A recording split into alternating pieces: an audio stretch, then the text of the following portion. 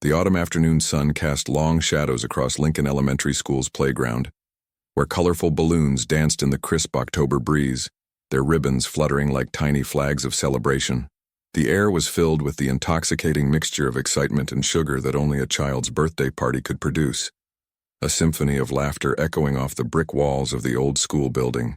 Children's voices rose and fell in waves of pure joy, punctuated by the occasional squeal of delight as another game began, or a particularly impressive playground feat was accomplished. The scent of fresh-cut grass mingled with the sweet aroma of frosting and the earthy smell of fallen leaves, creating an atmosphere that seemed to pulse with life itself. 7-year-old Noah Matthews stood at the edge of the celebration, his bright blue eyes sparkling with the kind of uninhibited happiness that only children possess, his sandy brown hair catching the afternoon light as he bounced slightly on his toes with barely contained excitement. His Superman t-shirt was already slightly wrinkled from the day's adventures, and his sneakers bore the telltale marks of a boy who had spent his recess exploring every corner of the playground. But Noah wasn't alone in his excitement, for beside him sat his constant companion, his guardian, his hero in golden fur, Scout, a magnificent Labrador retriever, whose amber eyes seemed to hold depths of wisdom far beyond his 3 years. Scout wasn't just any dog. He was what the specialists called a hero guide dog, specially trained in the rare and life-saving art of allergen detection. His nose, already 25 times more sensitive than any human's, had been honed through months of rigorous training to detect even the faintest trace of peanut proteins, those invisible killers that could transform a moment of innocent joy into a race against death for Noah. The bond between boy and dog transcended the typical pet-owner relationship. It was forged in the crucible of necessity, strengthened by countless hours of training, and sealed with the unbreakable trust that comes when one life literally depends on another. Noah's severe peanut allergy wasn't just a dietary restriction, it was a constant shadow that followed him everywhere, an invisible threat that could turn the most mundane activities into potential death traps.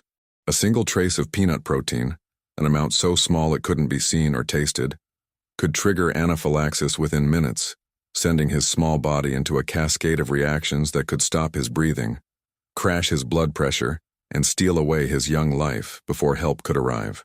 His parents had spent countless sleepless nights researching, training, and preparing for every possible scenario, but they couldn't be everywhere at once, couldn't monitor every breath their son took or every morsel he considered eating. That's where Scout came in, a four-legged guardian angel whose dedication to Noah's safety never wavered, never tired, never took a break. The training had been extensive and expensive, requiring months of work with specialized handlers who understood the life-or-death nature of their task. Scout had learned to recognize not just the obvious sources of peanuts, but the hidden ones too. The cross-contaminated surfaces, the trace amounts in processed foods, the lingering residue on unwashed hands. He had been taught to alert Noah through a series of increasingly urgent signals: a gentle nose nudge for minor concerns, a paw on the leg for moderate alerts, and more dramatic interventions for immediate dangers. But perhaps most importantly, Scout had learned to read the humans around Noah, to understand when his subtle warnings were being ignored or misunderstood, and to escalate his response accordingly. As the birthday celebration swirled around them, Noah's face glowed with the pure happiness that comes from being included, from being treated like any other kid despite the invisible danger that lurked in every shared snack and communal meal. The birthday boy, Tommy Henderson, had been Noah's friend since kindergarten, and his mother, Mrs. Henderson, had gone to great lengths to ensure Noah could participate safely in every aspect of the celebration. She had asked detailed questions about his allergies, had carefully planned a menu that avoided obvious peanut products, and had even printed special labels for all the food items to help Noah's mother identify safe options. But invisible dangers have a way of hiding in plain sight, of masquerading as safety while harboring deadly secrets. And on this particular afternoon, despite everyone's best intentions, such a danger was waiting patiently in the most innocent of places. A homemade birthday cake that would soon become the center of a drama that would leave every witness forever changed. If you've ever wondered about the incredible bonds that can form between humans and animals, about the lengths to which love will drive us to protect those we care about, then you need to subscribe to Lab of Love right now. We explore the most amazing, heartwarming, and sometimes heartbreaking stories of the connections that transcend species, the moments when animals become heroes, and the love that knows no boundaries. Hit that subscribe button and ring the notification bell, because today's story will show you just how far a hero will go to save the life of someone they love.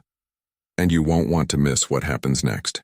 The party had been building momentum for over an hour now, with games of tag morphing into impromptu dance sessions, which then dissolved into small groups of children, trading Pokemon cards and sharing secrets with the conspiratorial whispers that mark the deepest of childhood friendships. Mrs. Henderson had orchestrated the event with the skill of a seasoned party planner, ensuring that every child felt included while maintaining just enough structure to prevent complete chaos.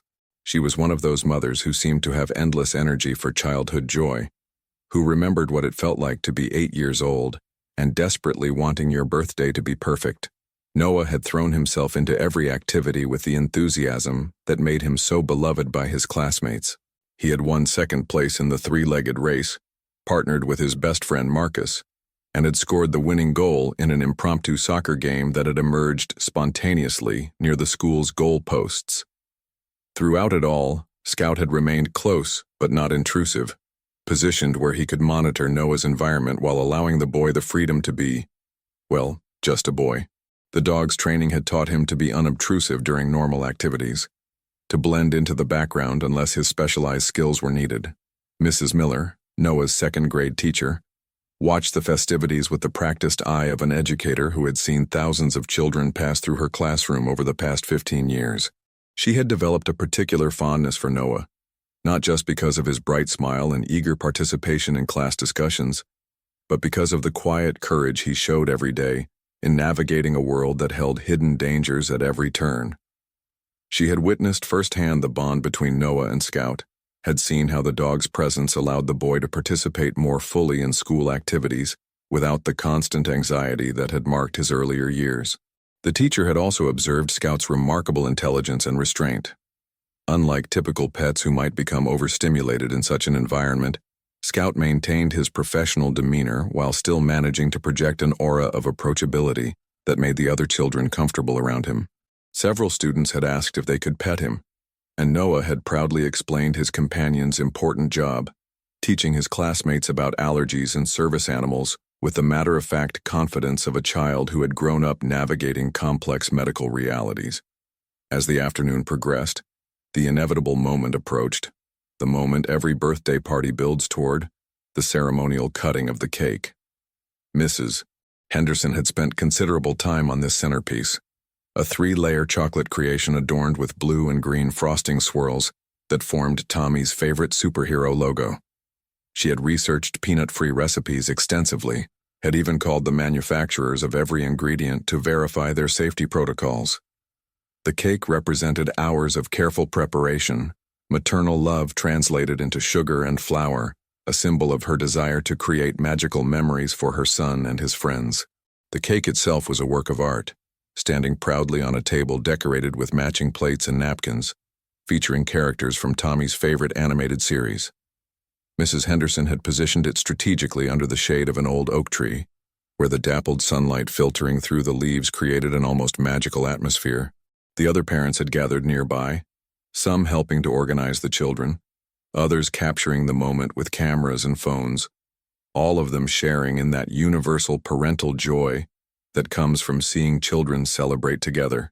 Noah's mother, Sarah Matthews, stood at the periphery of the group, close enough to intervene if necessary, but far enough away to allow Noah the independence he craved. She carried what Noah had dubbed her survival kit, a collection of emergency medications including 2 EpiPens, antihistamines, and a portable allergen testing device that could detect peanut proteins in food samples within minutes. Sarah had become an expert in reading situations and identifying potential threats and escape routes, but she had also learned the delicate balance between protection and overprotection, between keeping Noah safe and allowing him to live. The testing device had been a recent addition to their arsenal, recommended by Noah's allergist after a close call at a restaurant where a peanut-free dessert had nearly triggered a severe reaction. The device, about the size of a smartphone, could analyze food samples and provide results within 2 minutes. offering an additional layer of security for situations exactly like this one.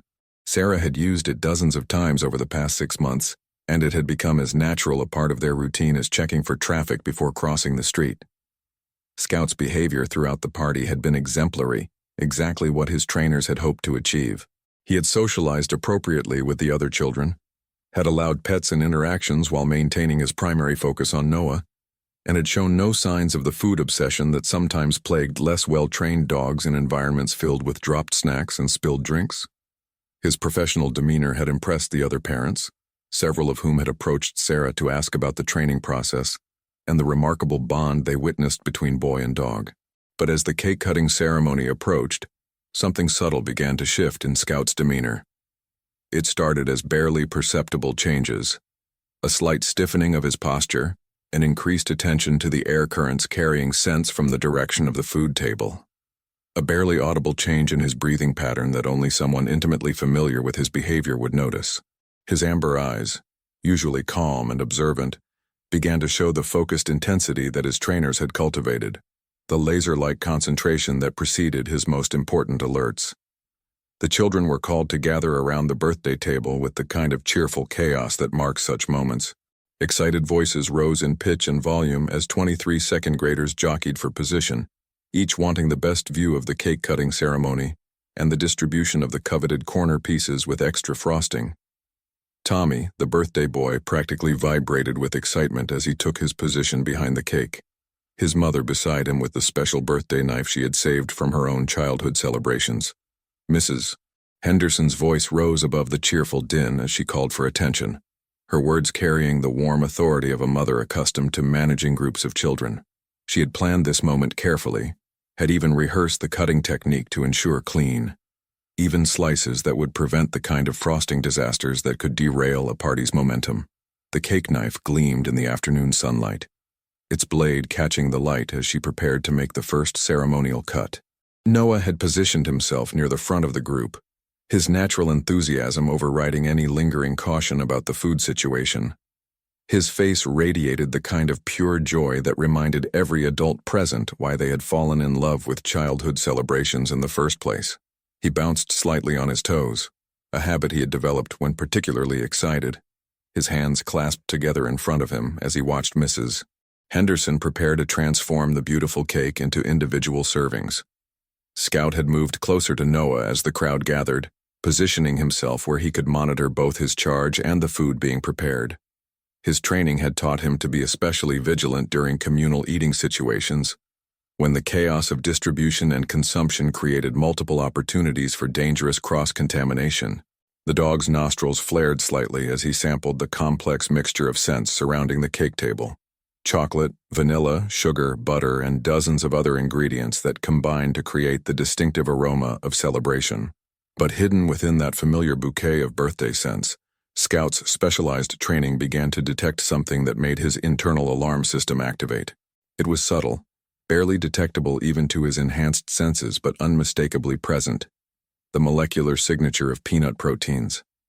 Not the obvious presence that would result from visible peanut pieces or clear peanut butter, but the trace amounts that could result from cross-contamination during manufacturing, from shared equipment, or from ingredients that contained peanut derivatives without clear labeling.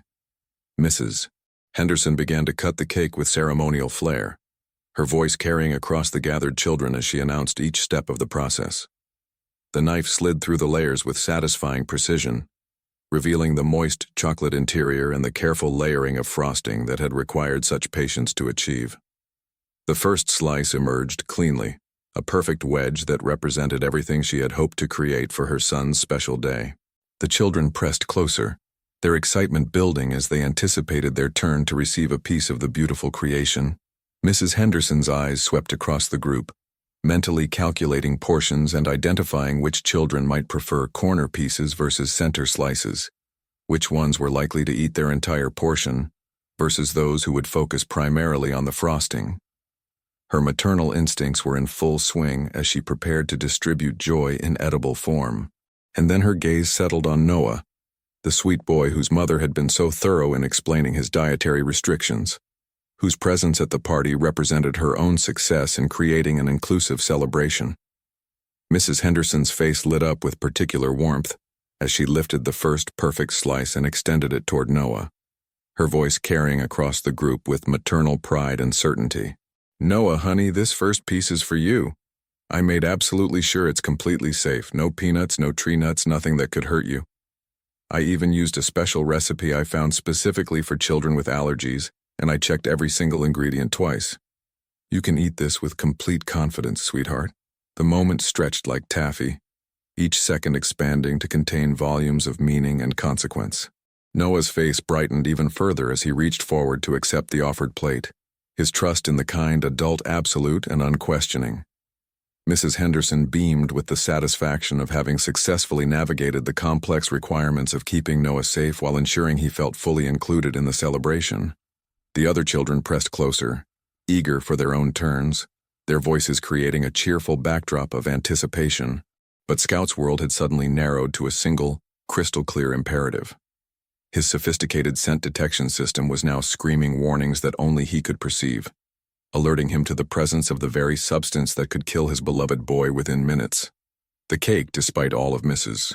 Henderson's careful research and good intentions, contained trace amounts of peanut oil, an ingredient that had been used in the manufacturing of one of the seemingly safe components, an ingredient so processed and refined that it hadn't triggered the manufacturer's allergy warnings, but still present in quantities sufficient to threaten Noah's life.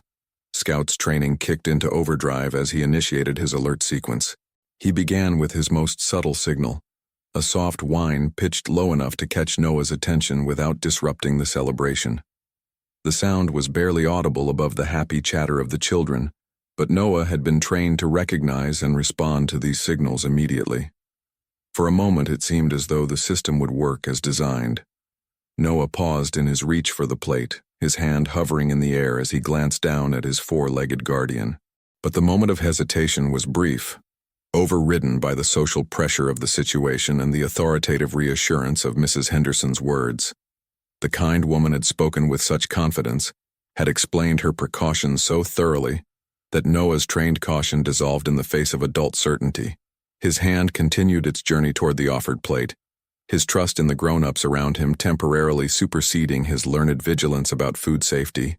Scout immediately escalated to his second level of alert, placing his paw firmly on Noah's leg while maintaining the soft whining sound. This combination of signals was designed to be unmistakable, a clear communication that danger was present and immediate action was required. The dog's amber eyes locked onto Noah's face, trying desperately to communicate the urgency of the situation through sheer force of will and the bond they had cultivated over years of partnership. Mrs. Miller, observing from her position near the food table, noticed Scout's behavior and interpreted it through the lens of typical pet management rather than specialized service dog communication. Her teacher's instincts, honed by years of managing classroom disruptions, kicked in as she gently but firmly addressed what she perceived as inappropriate behavior during a special moment. "Scout, down boy. It's okay. Noah can have his cake now. Mrs. Henderson made it specially safe for him.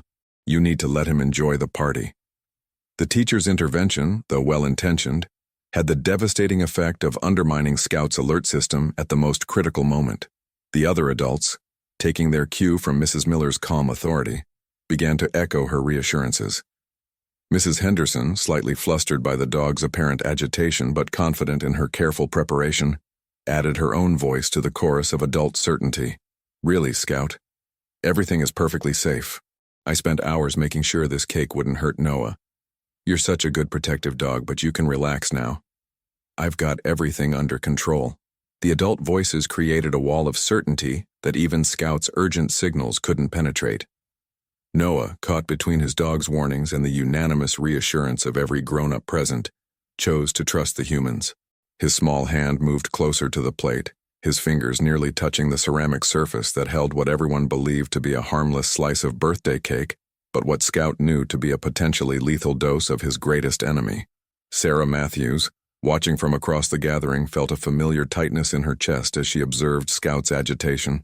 Her maternal instincts, sharpened by years of hypervigilance, recognized that something was wrong even if she couldn't immediately identify the threat.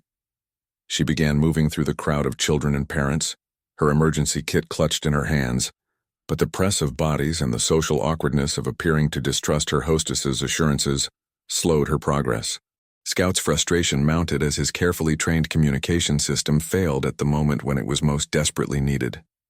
The dog's entire existence was focused on this single purpose, protecting Noah from the invisible killer, and yet the very humans who were supposed to support that mission were actively working against him. His training had prepared him for many scenarios, but not for this one.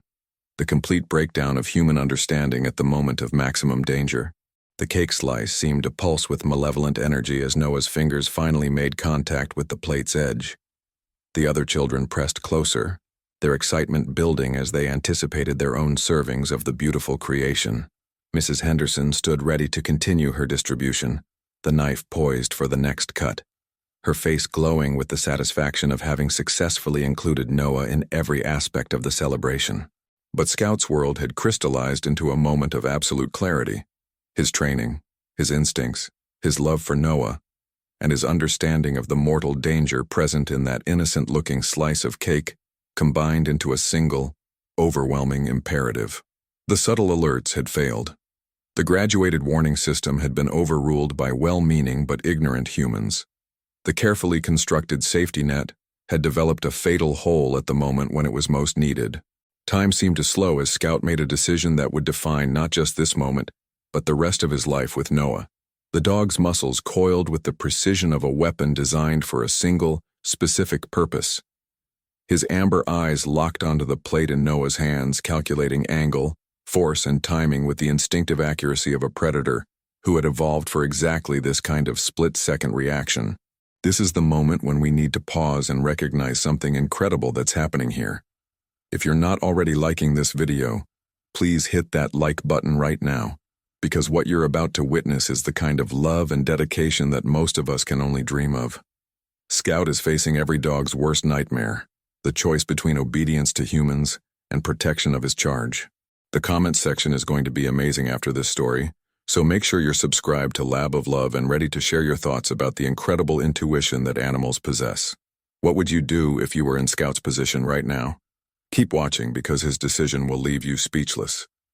The birthday party continued around them in blissful ignorance of the life and death drama playing out in their midst.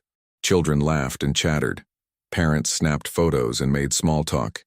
And the general atmosphere of celebration provided a surreal backdrop to the moment of crisis. Mrs. Henderson maintained her position behind the cake, ready to continue serving once Noah had received his special first slice.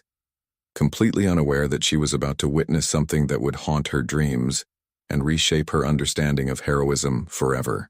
Noah's fingers tightened on the plate as he prepared to lift it to a more comfortable eating position. The slice of cake looked perfect, moist chocolate layers separated by creamy frosting, decorated with a small blue flower that Mrs. Henderson had piped with particular care. To every human observer, it represented nothing more threatening than a generous portion of birthday celebration. A sweet treat that would contribute to the kind of magical childhood memory that parents work so hard to create. Scout's body had become a coiled spring of desperate energy, every muscle fiber aligned with a single purpose. His specialized training had never included a scenario quite like this one, but his fundamental programming, the deep, unshakable imperative to protect Noah from peanut exposure, provided absolute clarity about what needed to happen. The dog's breathing had become shallow and focused, his heart rate elevated to the level of a predator preparing to strike. The conversations around them continued in the cheerful cadence of social gathering, with parents discussing school schedules and weekend plans, teachers sharing amusing anecdotes about their students, and children negotiating the complex social dynamics of who would sit where during the cake consumption phase of the party. The normalcy of these interactions created a strange counterpoint to the intensity of Scout's internal state, highlighting the invisible nature of the crisis that was unfolding. Mrs. Miller had turned her attention to organizing the other children into a more manageable line for cake distribution. Her teacher's instincts focused on preventing the kind of chaos that could erupt when 23 second graders were faced with the prospect of sugar-laden treats. She had positioned herself strategically to maintain sight lines with all the children, while staying close enough to Mrs. Henderson to assist with the serving process if needed. Sarah Matthews continued her careful navigation through the crowd, her progress hampered by the social requirement to acknowledge greetings and respond to comments about Noah's remarkable relationship with Scout. Every second of delay felt like an eternity, as her maternal radar continued to ping with warnings that something was not right about the current situation. Her hand unconsciously checked the position of Noah's emergency EpiPen in her kit, a gesture so automatic that she wasn't even aware of making it. Scout's focus had narrowed to exclude everything except Noah and the plate in his hands. The dog's world had become a tunnel of absolute purpose, where the laughter of children, the chatter of adults, and even the scent of dozens of other food items faded into background noise. Only two things existed in this moment: the boy he loved more than his own life, and the deadly threat posed by the innocent-looking cake slice that was about to enter Noah's mouth. The plate reached the midpoint of its journey from Mrs. Henderson's hands to Noah's eager mouth. The boy's face showed the kind of pure anticipation that makes childhood birthday parties such treasured events, his eyes bright with the excitement of being specially recognized and cared for by the adults around him. He had no way of knowing that the very kindness being shown to him contained the seeds of potential tragedy, that the careful attention to his needs had somehow missed the one crucial detail that could cost him his life. Mrs. Henderson watched Noah's acceptance of the cake slice with the deep satisfaction that comes from successful hostessing, particularly the complex variety required when accommodating children with serious medical conditions. She had spent considerable time researching Noah's specific allergy, had called multiple suppliers to verify ingredients, and had even consulted with her sister, who worked as a nutritionist, to ensure that every component of the cake would be safe for the boy to consume. The irony of the situation was cruel in its completeness. The very cake that represented Mrs. Henderson's conscientious effort to include Noah safely in the celebration contained trace amounts of the one substance that could kill him. The peanut oil used in the manufacturing of one of the ingredients was so refined and processed that it had escaped detection during her careful research, present in quantities that posed no threat to typical individuals, but potentially lethal to someone with Noah's severe sensitivity. Scout's muscles reached the point of maximum tension as he prepared to execute the only action that could save Noah's life. The dog's training had included scenarios for intercepting food, but always within the context of cooperative humans who understood and supported his role. This situation required him to act against the direct instructions of multiple authority figures, to violate every social norm that governed his behavior, and to risk everything on the certainty of his specialized senses. The plate continued its inexorable journey toward Noah's mouth as the boy adjusted his grip for optimal cake-eating position. His other hand was already reaching for the small plastic fork that Mrs. Henderson had thoughtfully provided, his body language telegraphing his intention to begin eating within the next few seconds. The fork caught the afternoon sunlight as it moved, creating tiny sparkles that seemed to mock the seriousness of the moment with their cheerful innocence. Time dilated as Scout's decision crystallized into action. The dog's powerful hindquarters bunched with the explosive energy of a sprinter leaving the blocks, his front paws leaving the ground as he launched himself forward, with the precision of a missile seeking its target. His trajectory was calculated with the instinctive accuracy of a predator, aimed not at Noah himself, but at the plate that represented such an innocent-looking instrument of potential destruction. The impact, when it came, was both shocking in its violence and perfect in its precision. Scout's nose connected with the edge of the plate just as Noah was lifting it toward his mouth, the force of the blow sending the ceramic disc spinning through the air with the kind of dramatic flair that would have been comical in any other context. The cake slice separated from its carrier during the flight, tumbling through the afternoon air in a cascade of chocolate crumbs and frosting that sparkled in the sunlight like edible confetti. The plate completed its arc with a crash that seemed to echo off every surface in the playground, the sound of shattering ceramic cutting through the cheerful chatter of the party like a knife through silk. The cake slice landed with a wet splat several feet away, its careful decoration destroyed by the impact, its dangerous beauty reduced to a scattered mess of ingredients that no longer posed any threat to anyone. The silence that followed was so complete that it seemed to have physical weight, pressing down on the gathering with the kind of stunned quiet that follows moments of shocking, unexpected violence. Every conversation stopped mid-sentence. Every laugh died in throats suddenly gone dry, and every eye turned toward the scene of destruction where Noah stood empty-handed, and Scout crouched in the aftermath of his desperate intervention. Mrs. Henderson's face cycled through a rapid series of expressions: confusion, shock, embarrassment, and finally a kind of horrified disbelief as she processed what had just happened to her carefully prepared celebration. Her hands, still holding the cake knife, trembled slightly as she stared at the wreckage of her good intentions scattered across the playground blacktop.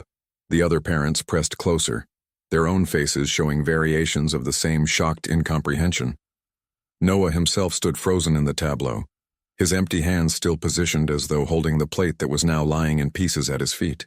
His face showed the kind of confusion that comes from having reality suddenly shift in ways that make no immediate sense.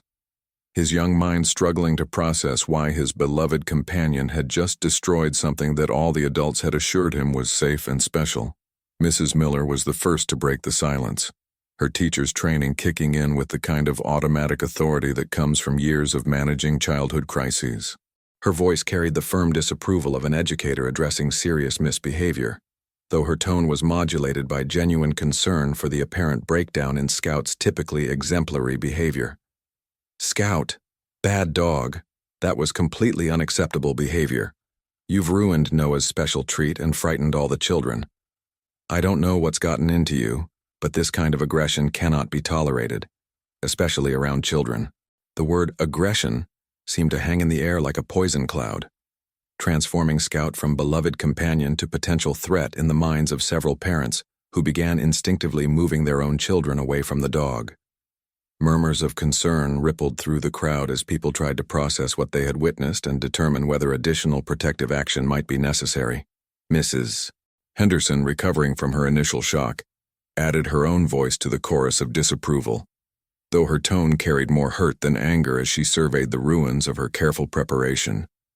Her eyes moved from the scattered cake pieces to Scout's tense form, then to Noah's confused face, trying to make sense of a situation that seemed to contradict everything she thought she knew about the well-trained service dog. "I just don't understand what happened. Scout has always been so well-behaved, so gentle with the children. I made that cake specifically for Noah, spent hours making sure every ingredient was safe. Why would he destroy something that was made with such love and care? I feel terrible that Noah's special moment has been ruined." The gathering of parents and children remained locked in the strange suspended animation that follows shocking, unexpected events, everyone waiting for someone else to provide explanation or direction for how to proceed. The cheerful atmosphere of celebration had been replaced by an uncomfortable tension that made even the simplest social interactions feel fraught with uncertainty. But Sarah Matthews had finally reached the inner circle of the drama, her maternal instincts now screaming warnings that something far more serious than bad dog behavior was at play. Her intimate knowledge of Scout's character and training told her that such dramatic action would never be taken without cause, that the dog's entire existence was predicated on protecting Noah rather than creating social disruption. Her hands were already moving toward her emergency kit as she approached the scene, her fingers finding the small electronic device that could provide answers within minutes. The portable allergen detector had become as essential to their daily routine as Noah's emergency medications, a technological guardian that could pierce through uncertainty and reveal hidden dangers with scientific precision. "Wait." Sarah's voice cut through the murmur of concerned conversation with the kind of authority that comes from intimate knowledge of life-threatening situations. "Before we assume Scout was misbehaving, let me test that cake. He would never act this way without a very good reason. And if there's even a chance that something is wrong with the food, we need to know immediately." Mrs. Henderson's expression shifted from hurt to concern as she watched Sarah kneel beside the scattered cake pieces, carefully collecting a small sample in the testing vial that was always part of her emergency preparedness. The electronic device hummed to life with the efficient precision of modern technology, its LED display cycling through the analysis sequence that would either vindicate Scout's dramatic action or confirm everyone's worst fears about his behavior. The 2 minutes required for the test results felt like hours as the entire gathering waited in suspended tension. Children who had been eagerly anticipating their own cake slices now watched with the solemn attention that comes when adults display obvious anxiety about something beyond their understanding. Parents found themselves studying Scout with new eyes, trying to reconcile the calm, professional service dog they knew with the animal who had just committed what appeared to be an act of violent disruption. Scout himself remained motionless in the aftermath of his desperate intervention, his amber eyes fixed on Sarah's face as though he could will the test results to validate his actions. The dog's entire body language communicated a complex mixture of alert tension and patient resignation, as though he understood that his fate now hung in the balance of human technology and judgment. The electronic device completed its analysis with a soft chime that seemed unnaturally loud in the expectant silence. Sarah's face went white as she read the display, her expression confirming everyone's worst fears while simultaneously vindicating the dog who had risked everything to protect the boy he loved. Positive for peanut proteins. Sarah's voice was barely above a whisper, but in the complete silence of the gathering, every word carried with devastating clarity. The cake test's positive for peanut proteins. Scout just saved Noah's life. The revelation hit the gathering like a physical blow, transforming the narrative of the afternoon from a story about a badly behaved dog to a tale of heroism that left everyone struggling to recalibrate their understanding of what they had witnessed. Mrs. Henderson's hand flew to her mouth as the full implications of the situation became clear, her face cycling through horror, guilt, and amazement as she realized how close they had all come to witnessing a tragedy. Mrs. Miller, her teacher's authority suddenly seeming inadequate to the magnitude of what had unfolded, stared at Scout with new respect and no small amount of awe. The dog, who moments before had seemed like a dangerous disruption, was now revealed as the hero of a drama that could have ended in unspeakable tragedy. His apparent aggression transformed into the most profound act of love and protection imaginable. The children, with the adaptability that marks their age, began to understand that something momentous had happened, that the dog they had been petting and playing with all afternoon had just performed an act of heroism that would become legend in their small community. Their expressions shifted from confusion to wonder as they processed the adult reactions and began to grasp the true significance of Scout's dramatic intervention. Noah himself, still standing in the center of the tableau with his hands empty and his world suddenly transformed, looked down at Scout with an expression of such pure love and gratitude that several of the watching adults felt tears beginning to form in their eyes. The boy dropped to his knees beside his four-legged guardian, his small arms encircling the dog's neck in a hug that communicated everything that words could never adequately express. "Scout saved me." Noah's voice was filled with the kind of wonder that comes from suddenly understanding how much someone loves you. "He saved my life, didn't he, Mom? He knew the cake was dangerous even when all the grown-ups said it was safe. He's my hero." The simple truth of Noah's words seemed to unlock the emotional dam that had been building in the witnesses to this remarkable drama. Mrs. Henderson was the first to break, her careful composure dissolving into tears of horror at how close they had come to disaster and gratitude for the four-legged guardian who had prevented tragedy through his dramatic intervention. "Oh my God, I'm so sorry. I researched everything. I called companies. I thought I had checked every possible ingredient. I could have killed him with my kindness. I could have been responsible for—" Her words dissolved into sobs as the full weight of the near tragedy settled on her shoulders. Sarah Matthews, her own eyes bright with unshed tears, moved quickly to comfort the devastated hostess, while keeping one hand on Noah's shoulder and another on Scout's head. Her